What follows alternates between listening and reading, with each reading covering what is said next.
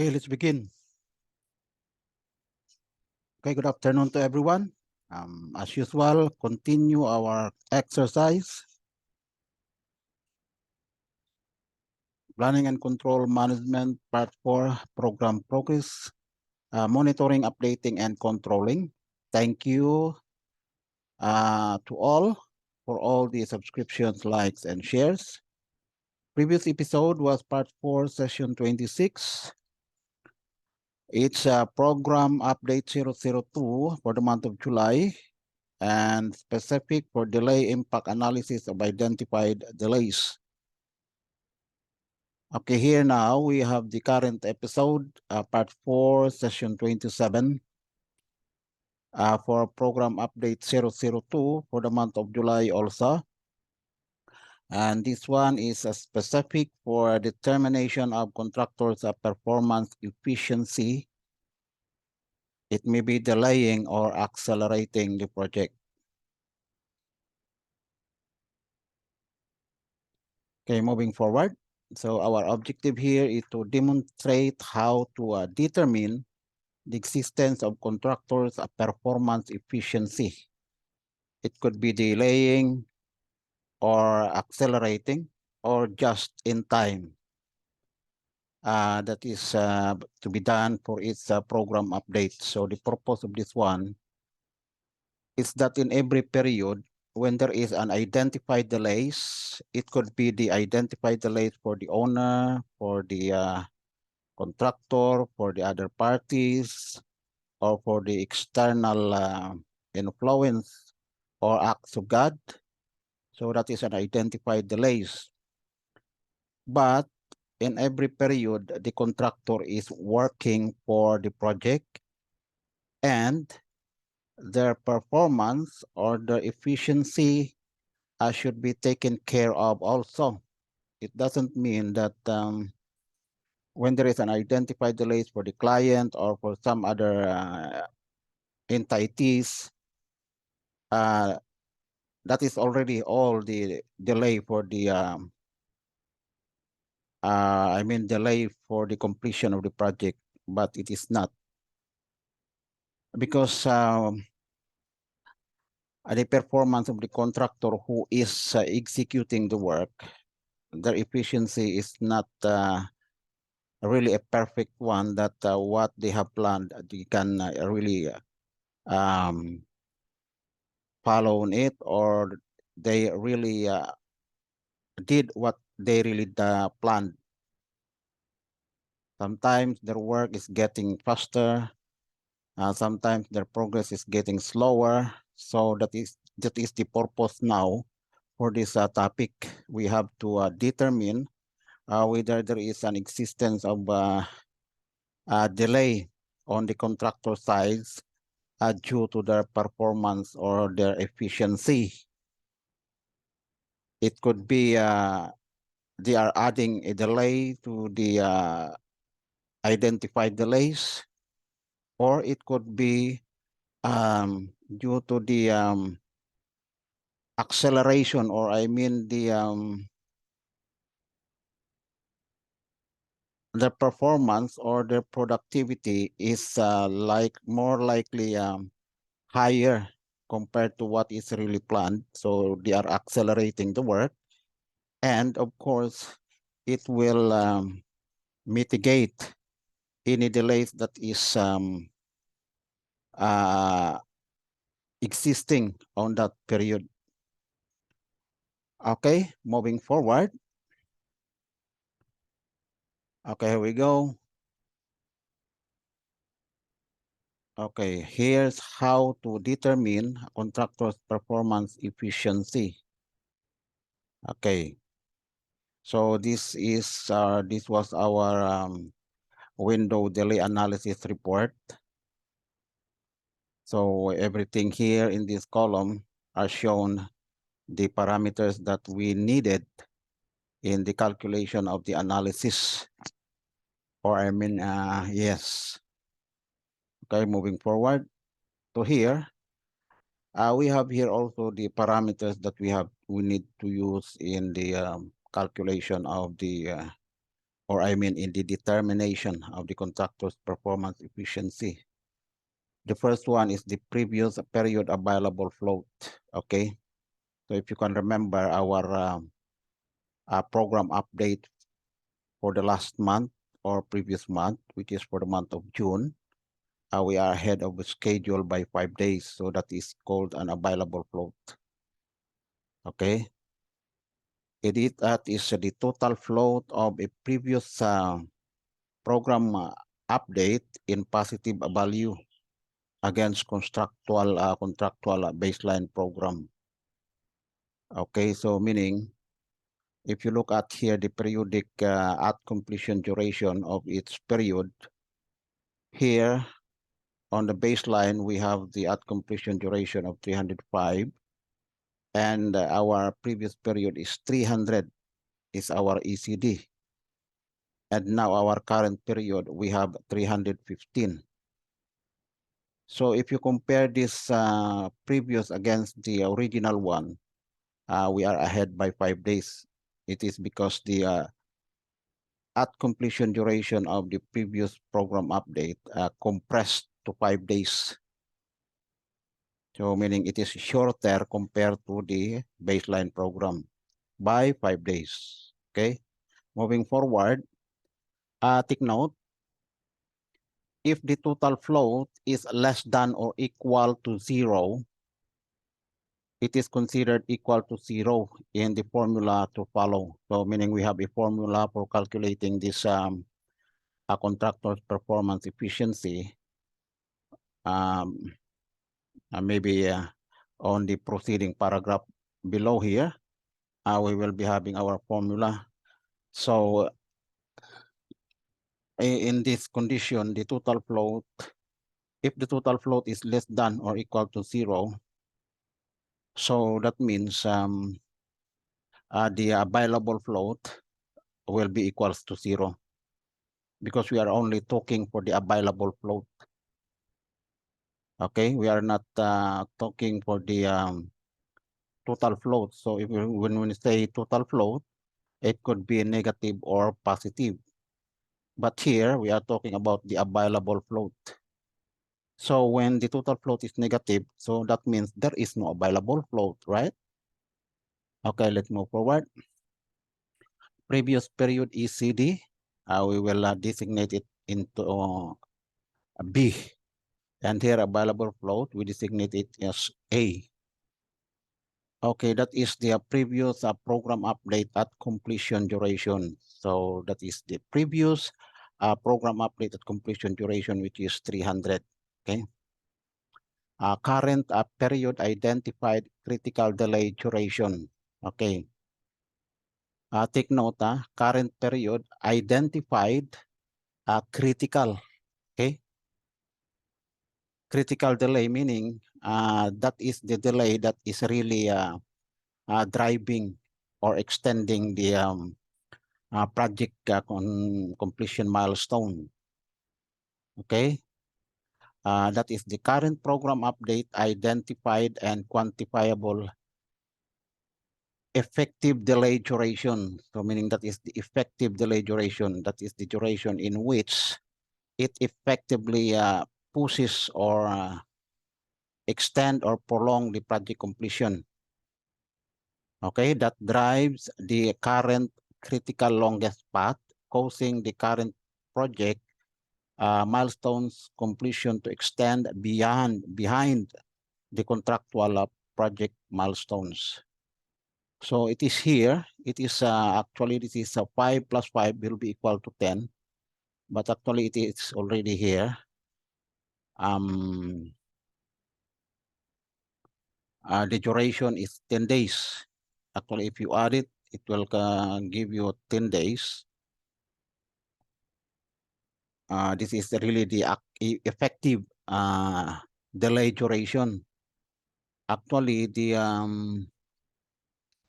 delay is, as you can remember, in our previous episode, we talk about the variance of 15 days, the variance of the window, from here down to here. If you look at this one, 315, and the previous window is, previous period is 300, so the variance is 15 days. But the effective delay is only 10 days because we have a 5 days available float. Okay, let's move forward. This is also an identified delays. Could be the owner, contractor, or external delays, or any delays, any other delays if there is. So that means besides the contractor's performance efficiency, the contractor can also have an identified delays. Let's say, for example, if the contractor did not report for 15 days, 15 days they didn't report on site to execute the work. So that means it is an identifiable and measurable, a quantifiable duration of delay. Okay, so that is what I mean. But besides that, the contractor has also a delay when it comes to their performance.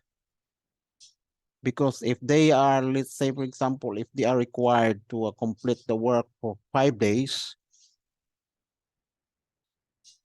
and let's say, for example, the owner in a particular period, the activity is 15 days, and the owner or any other delays exist or occurs. Let's say the delay is 5 days, but it comes out that the delay, let's say it comes out that the performance of the contractor is not good enough. So instead that the 5 days will be extending the completion, will extend the completion project completion by 5 days. It comes out that it is 8 days. So meaning for that 8 days delay, the 5 days is attributed or to the owner. But how about the 3 days? That means the 3 days is the delay of the contractor because of the unproductive performance. Okay, let's move forward. So the current period is CD. So this is the our current period here. Okay, this is our recent previous, and this is our baseline. Okay, let's move. So the current program update at completion duration. Next is the current contractor's delay or acceleration duration. So this is what we are what we have to work for now. The current contractor's delay or acceleration duration.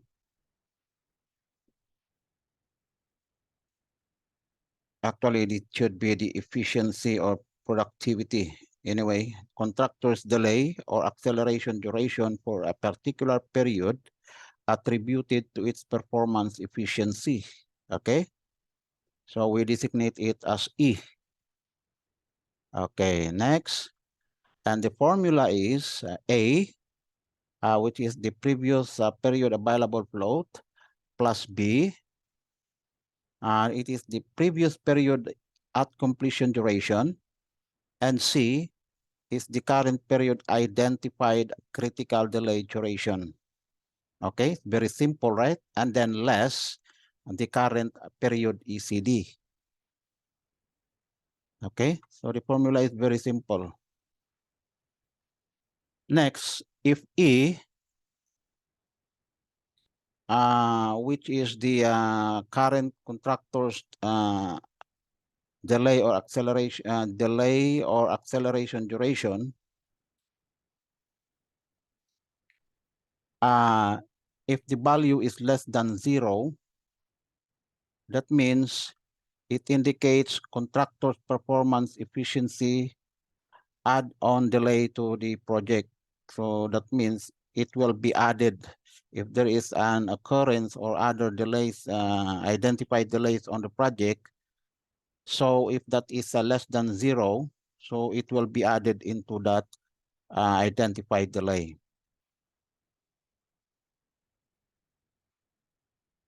Okay. Next is the if E value is higher than 0, so it indicates contractor's performance efficiency induce acceleration to the project. So meaning, if there is a current existing delay, let's say there is a an identified delay within that period, let's say 10 days, and let's say it is the responsibility of the other party, 10 days delay, and it comes out that the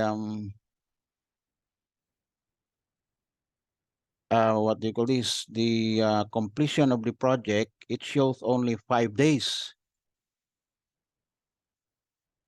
Okay, let's say, for example, the total completion of the project is 5 days, even though the actual, or I mean the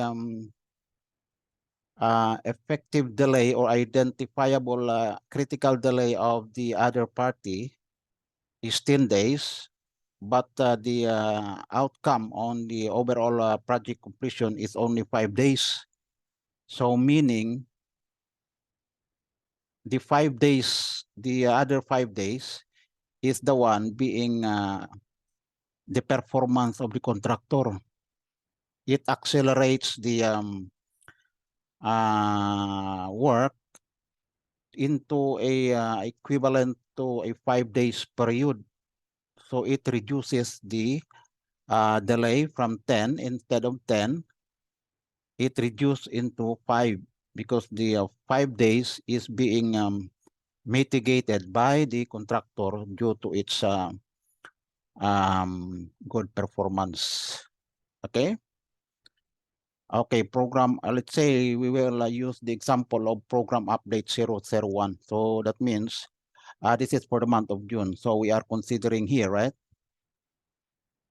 Actually, previously on our progress update 001, we didn't discuss this one because actually we don't have any delay. So I just show this one on our current episode because we have a delay on our current project. So let's forget first the current project. We will be trying to have an example of this program update 001, and this is it. If you can see that one.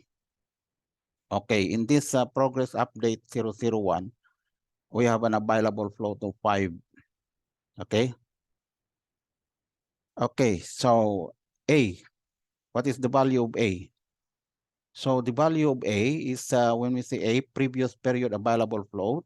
So meaning that is the available float from our previous period is the baseline, or I mean the project baseline program. So of course, the available float is 0, right? There is no delay, there is no ahead of that program because it is not yet updated. Of course, it should be 0. So we'll put it here 0. A is equals to 0 because that is the project baseline program. Next is B. So what is B? B is the previous period ECD, or previous period at completion duration. So referring into our program update 001, what is our previous period? Of course, this one also, right? The original baseline program, right? So what is its ECD? So the ECD of our previous period, which is the project baseline program, is 305. Okay, so this is it. Next, we have here the C is equals to 0. Okay, 0 days. So what is C? C is the current period identified critical delay duration. Okay, current period critical delay duration. So can you remember? Can you remember that we have did we have any critical delay on our previous update for the month of June? There is no, right? None, right? Take note that this is a current period because we are working as an example our month of June period on how we can calculate its or the delay of the contractors as per their performance efficiency. Okay, so that is 0, right? Okay, 0. C is equals to 0. Now D is equals to 300 for, if you look at here D, this is the current period ECD. So meaning our current period here on this example is program update 001. So what is the ECD of program update 001? That is 300. So this is 300, right? So if we will apply the formula, A plus B plus C minus D, A is 0, B is 305, C is 0, less D, which is 300. So it comes out to be 5 days. Okay. So actually, it is really obvious because in this period, there is no really delay in this period, right? So that means whatever the outcome, of course, that is the due to the performance of the contractor, right? So meaning the contractor accelerates, the contractor's acceleration exists, meaning that the contractor accelerate the works in 5 days. Okay, so that will become an available float for that period. Okay, let's move forward. Therefore, contractor's performance efficiency category is an acceleration for the project. So the acceleration duration is 5 days. Okay, now we will go to program update 002, which is our current program now for the month of July. So this is it. This is it, right? So take note. Forget the program update 001. We will be working now on program update 002, which is our current program. Okay, moving forward. Okay. So referring to this program, to this our month of July program update, A is the previous period available float. Okay, so what is our previous period? That is the progress update 001. So the available float here is 5. Okay. Okay, the available float here is 5 days. That is a program update 001, which is ahead of contractual schedule by 5 days. So that is the available float. Now we will go to B. What is B? That is the previous period at completion duration. Okay, so this is the previous period, the available float is 5, but the periodic at completion duration is 300. Okay, so this is it. So this is a program update 001 ahead of contractual schedule by 5 days. So the at completion duration is 300. It is because it accelerates the work equivalent to 5 days. Okay, moving forward. Okay, C. C is the current period identified critical delay. Okay, so how can we identify that 10 days is the critical delay? Yes, of course, because it pushes the overall completion by 10 days, right? And it is as per our investigation that this delay events falls on the critical or longest part of the project, and it is within it is driving the longest path of the project. Okay, so it is 10 days, so this is 10. Now we will go to D, which is equals to 315. What is D? That is the current period ACD. So the current period ECD, our current period ECD is 315, right? So this is it. Now, in applying the formula, so E is equal to A plus B plus C less D, which is equals to A is 5, B is 300, C is 10, and D is 315. How much? It will come out to 305 plus 10, 315, it will come out to 0. Okay, so that means no contractor's delay or acceleration exists. Neither delay, neither acceleration exists on this period. So meaning, therefore, contractor's performance efficiency category is a just-in-time, which means no delay, no delays being contributed by the contractor into the current period delays as caused by the owner. So that means the current period, the efficiency of the contractor is just in time. They didn't, there is no acceleration and there is no delay neither. Okay, done? Okay, if our calculation indicates that there is a delay for the contractor due to their performance inefficiency, then we have to include or add that in our window schedule analysis report. Okay, so meaning if we found out, we have already our window schedule analysis here. If we found out that the outcome here, the result here, that there is a negative value or E is negative, then we have to insert or add another delay here, which is attributed to the contractor due to their performance inefficiency. But since here it comes out to be 0,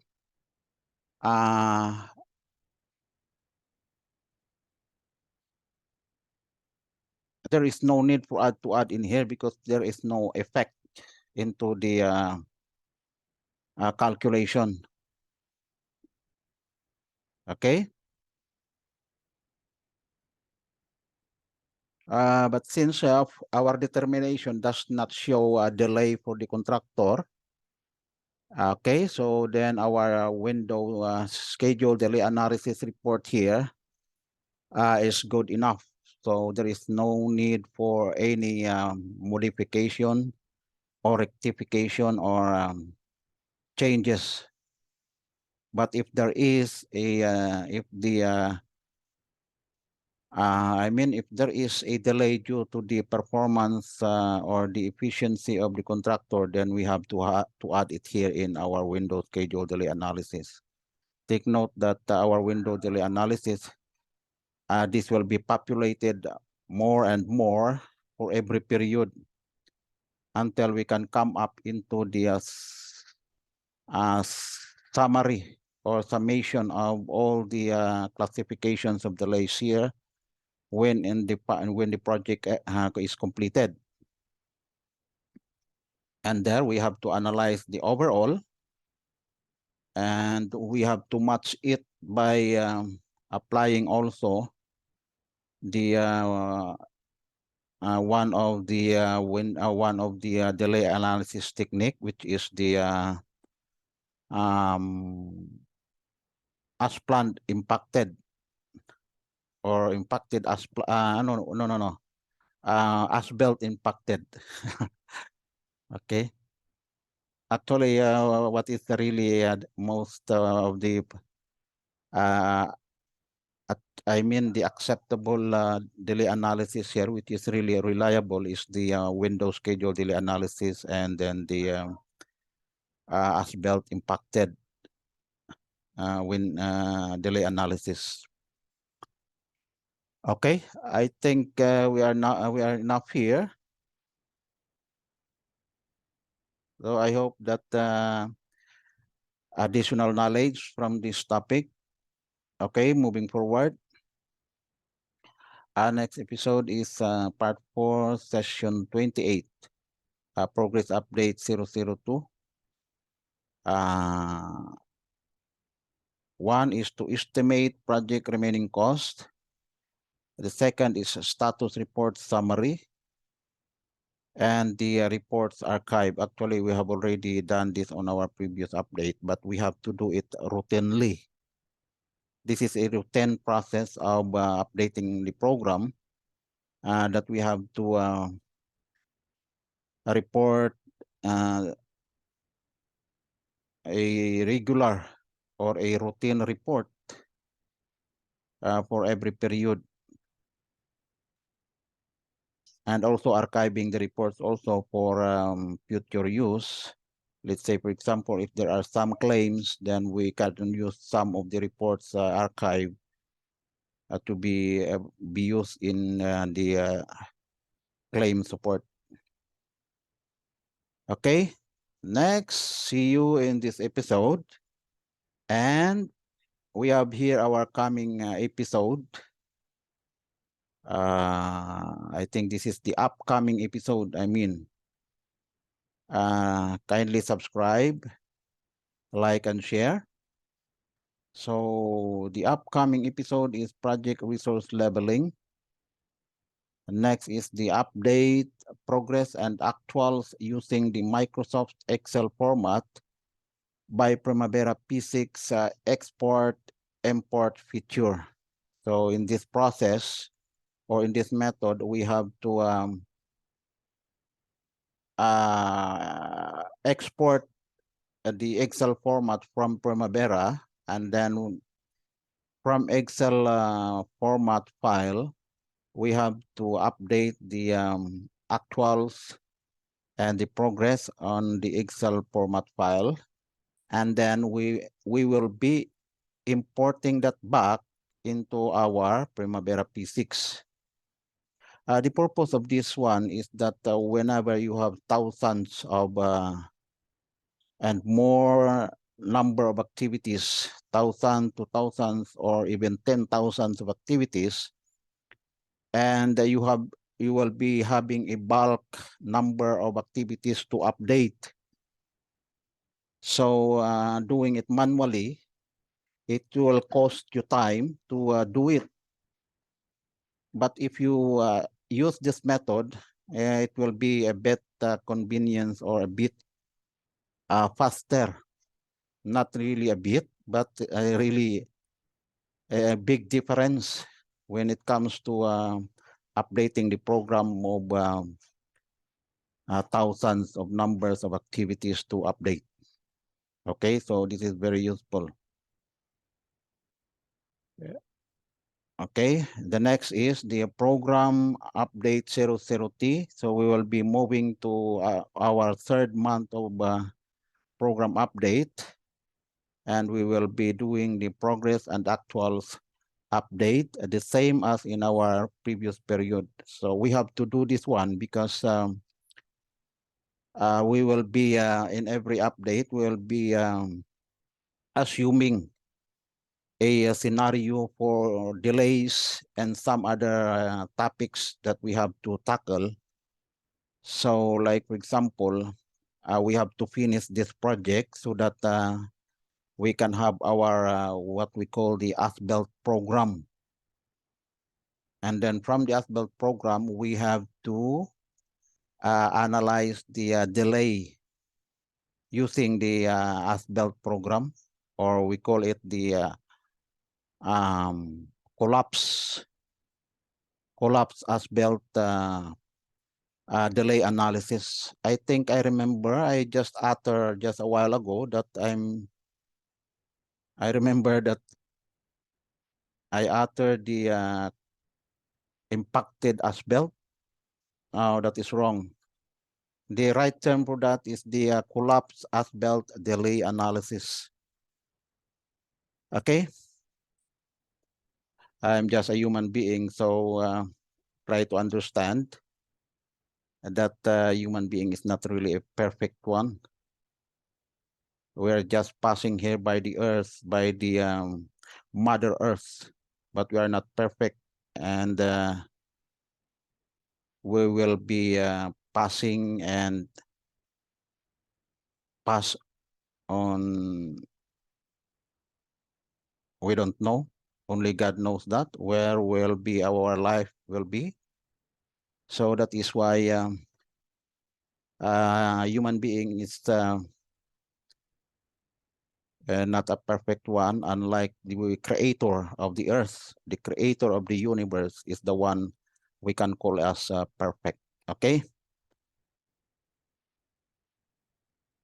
Okay, and our exercise, and God bless to all.